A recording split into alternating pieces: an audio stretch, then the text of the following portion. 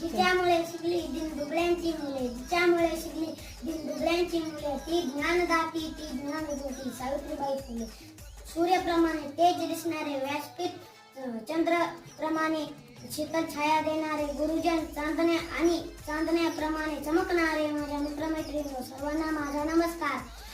सावित्रीबाई फुले ह्या भारताच्या पहिल्या शिक्षिका होत्या.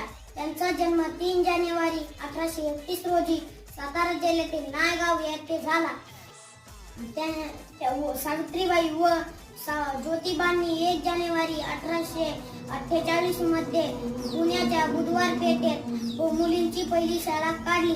स्त्रियांना साक्षर व्हा, निर्भर व्हा असा संदेश दिला. 10 मार्च 1897 रोजी सावित्रीबाई फुले यांनी अखेरचा श्वास घेतला. अशा या थोर क्रांती ज्योती, ज्ञान ज्योती सावित्रीबाई फुले यांना मी कोटी कोटी प्रणाम करतो. जय हिंद.